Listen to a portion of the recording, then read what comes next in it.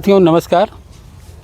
किसान साथियों, आप लोगों के द्वारा जो गन्ने की खेती की जा रही है वो खेती चाहे लेबर के माध्यम से की जा रही है या आपके द्वारा स्वयं की जा रही है, उसमें जो है जो कुल उत्पादन होता है, कुल उत्पादन का लगभग 70% जो है लागत में लगता है, कास्ट ऑफ कल्टीवेशन में लग जाता है और 30% की लगभग आप लोगों को बचत हो पाती है।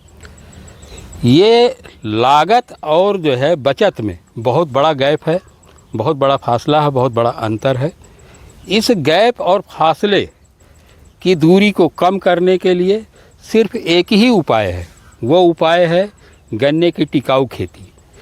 गन्ने की टिकाऊ खेती या इसको ऐसे कह सकते हैं शुगर केन सस्टेनेबल फार्मिंग। ये ऐसी खेती है जिसको करके ही जो है जो लागत और बचत का गैप है उसमें जो अंतर है उसको कम किया जा सकता है। इस उपाय में सबसे पहला उपाय साथियों ये है कि हमको जो है नंबर 1 लगभग 3 ऐसी वैरायटियों का चयन करना है गन्ने की जिसमें रोग कीट कम से कम लगे और रोग कीट के प्रति रोग प्रतिरोधी और कीट प्रतिरोधी वैरायटियाँ हों।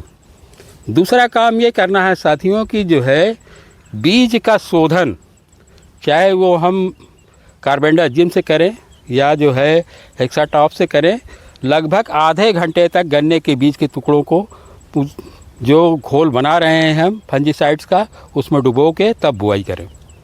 दूसरी चीज़ ये है साथियों कि जो है यदि जो है जब गन्ने की बुआई करने जा रहे हैं हम तो भूमि उपचार अति आवश्यक है। भूमि उपचार के लिए जो है जैविक प्रोडक्ट का आप प्रयोग करिए, जैसे कि जो है ट्राइकोडर्मा 5 किलो प्रति एकड़ और बवेरिया बैसिलाना जो है खेत की तैयारी के उपरांत अंतिम जुताई के समय इनको खेत में अवश्य मिलाएं और तब जुताई करें।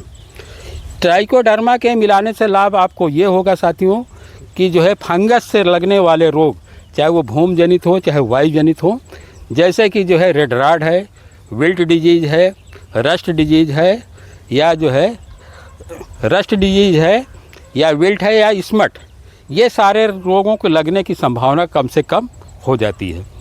बवेरिया बैसिलाना का प्रयोग करते हैं तो ये एक जैविक प्रोडक्ट है, इससे दीमक जैसे और तमाम जैसे कीट नहीं लगते हैं। साथियों जो है बवेरिया बैसिलाना और जो है ट्राइकोडर्मा के प्रयोग करने से मृदा का स्वास्थ्य में भी सुधार होता है और भूमि हमारी उपजाऊ हो जाती है, मृदा की संरचना भी ठीक हो जाती है। इसलिए जो है भूमि उपचार के लिए ट्राइकोडर्मा और बवेरिया बैसिलाना अति आवश्यक है। तीसरा काम ये करना है साथियों कि हमको गन्ने की जो बुआई की विधि का प्रयोग करना है। गन्ने की जो बुआई करें वो रिंग पिट से करें या ट्रेंच विधि से करें साथियों। और इसके साथ साथ जो है अगर ट्रेंच विधि से गन्ने की बुआई करते हैं तो समय से बुआई करें। शरद काल में जो है आप गन्ने की बुआई 15 सितंबर से जो है 30 अक्टूबर के बीच में करें और बसंत काल में 15 फरवरी से लेकर जो है 30 मार्च तक बुआई करें। इस समय अगर इस समय से बुआई करते हैं तो आपको जो है सिंगल लाइन से बुआई करने में लाभ होगा और बीज कम से कम आधा लगेगा, बीज की आपकी बचत होगी, इस तरीके से लागत कम होगा। दूसरी चीज़ ये है साथियों, यदि ट्रेंच विधि से बुआई करते हैं या रिंग पिट विधि से बुआई करते हैं तो जो है उसमें ड्रिप सिस्टम लगा के अगर सिंचाई करते हैं या ट्रेंच विधि से नाली में पानी लगा के इरिगेशन करते हैं, जो है फ्लड इरिगेशन नहीं करके जो है नाली में इरिगेशन करते हैं तो या ड्रिप से इरिगेशन करते हैं तो लगभग 50% आपकी पानी की बचत होती है। दूसरी चीज़ जो है यदि ड्रिप सिंचाई का प्रयोग करते हैं तो उसमें फर्टिगेशन के माध्यम से वाटर सॉल्यूबल फर्टिलाइज़र जैसे कि जो है ये 18-18 है, 19-19 है, नैनो DAP है, नैनो यूरिया है, 052-34 है, 0050 है, 13-045 है, इन जैसे जल विलेय उर्वरकों का फर्टिगेशन करके आप जो है खाद में फर्टिलाइज़र में जो है कम से कम 50% की बचत कर सकते हैं। और दूसरी चीज़ ये है यदि ड्रिप सिंचाई के माध्यम से आप खेती नहीं कर रहे हैं, ट्रेंच विधि से कर रहे हैं या रिंग पिट से कर रहे हैं तो आपको करना ये है कि फोलियर स्प्रे करिए। फोलियर स्प्रे में जो है साथियों आप जो है जो मैंने उर्वरक बताए हैं 0050 है, 13-045 है, जो है 052-34 है, 18-18 है, 19-19 है, ये सारे जो है नैनो डीएपी है, जल विलेय उर्वरकों का फोलियर स्प्रे करेंगे तब भी आपके फर्टिलाइज़र में काफ़ी बचत होगी और गन्ने की ग्रोथ और जो है बढ़वार और गन्ने का उत्पादन आपका बढ़ जाएगा।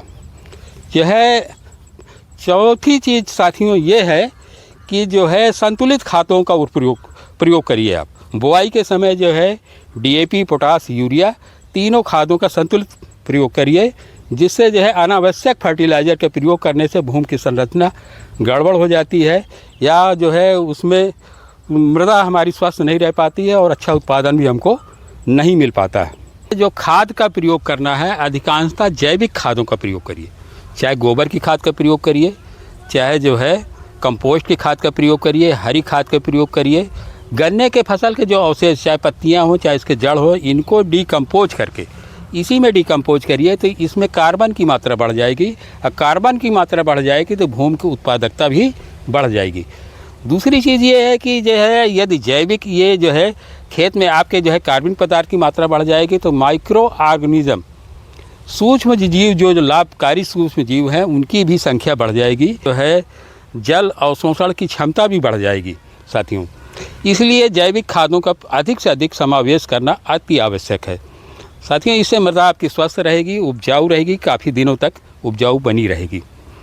पांचवी चीज़ ये है साथियों कि जो है यदि जो है आपको टिकाऊ खेती करनी है तो पहला का वो इसमें सबसे आवश्यक काम ये है साथियों कि आप जो है यदि शरद काल में गन्ने की बुआई करते हैं तो जो है चाहे गन्ने के साथ आलू की सहफसली खेती करिए, दूसरा चने की सहफसली खेती करिए, तीसरा जो है मटर की सहफसली खेती करिए, चौथा मसूर की सहफसली खेती करिए। यदि इन 4 फसलों की जो है सहफसली खेती गन्ने के साथ करते हैं तो गन्ने में जो है जो आपका जो उर्वरा शक्ति है वो बूस्ट हो जाती है और जो है साथ में सहफसल होने की वजह से गन्ना जो है जो सर्दियों के मौसम में उसकी बढ़वार रुक जाती है तो इसमें कीट और जो है और रोगों का प्रकोप नहीं होता है और पाले का भी असर नहीं होता है सहफसली खेती करने से। चना में जो है मैलिक एसिड, ऑक्जेलिक एसिड होता है जिसकी वजह से आपके खेत में खरपतवार भी नहीं होता है और आलू जो है सिनर्जेटिक क्रॉप है जिससे गन्ने का उत्पादन भी बढ़ जाता है। छठी चीज़ साथियों आप लोगों को ये करनी है कि जो है टिकाऊ खेती करने के लिए सबसे आवश्यक चीज़ ये है कि जो है पेड़ी का प्रबंधन करिए। आप पेड़ी का प्रबंधन इस प्रकार से करिए कि जो है यदि पौधा गन्ना है तो उसको फरवरी में कटाई करिए और कटाई करने के बाद जो है जो पत्तियां उसकी समान रूप से फैला दीजिए, ठूट की समय से कटिंग कर दीजिए 1 सप्ताह के अंदर, गन्ना कटने के 1 सप्ताह के अंदर। इसके बाद जो है यूरिया या डिकम्पोजर डाल के जो पत्ती आप मल्चिंग किए हैं उसको जो है उसी में डिकम्पोज कर दीजिए। यदि आपके पास ट्रेस मल्चर है या जो है आरएमडी मशीन है तो उसका भी प्रयोग कर सकते हैं।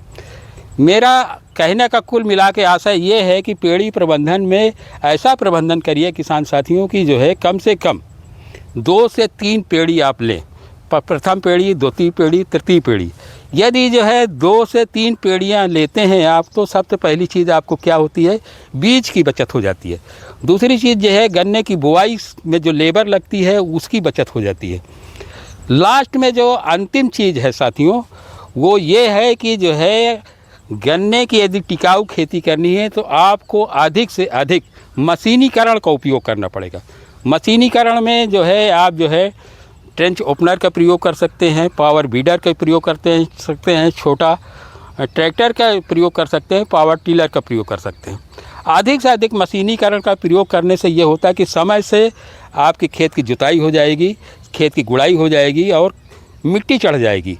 दूसरी चीज़ ये है कि मशीनीकरण का दूसरा लाभ ये है साथियों कि मशीनीकरण बहुत कम समय में हो जाता है, बहुत कम खर्च में होता है। इसमें जो है लेबर की जो समस्या है वो सॉल्व हो जाती है, कम से कम लेबर लगती है और आपको लागत में कमी भी आती है और उत्पादन भी बढ़ जाता है। तो इस प्रकार से साथियों जो है सस्टेनेबल फार्मिंग अगर आपको गन्ने की करनी है या टिकाऊ गन्ने की खेती करनी है तो यही एक ऐसा उपाय है जो आपकी लागत और बचत को जो अंतर है उसको कम करेगा और बचत आपकी बढ़ सकती है। यह जानकारी किसान साथियों कैसी लगी कमेंट सेक्शन में अवश्य लिखिए। यदि जानकारी ठीक लगी हो तो इस वीडियो को अधिक से अधिक किसानों के बीच में शेयर करिए, लाइक करिए। इन्हीं बातों के साथ धन्यवाद। जय हिंद, जय भारत।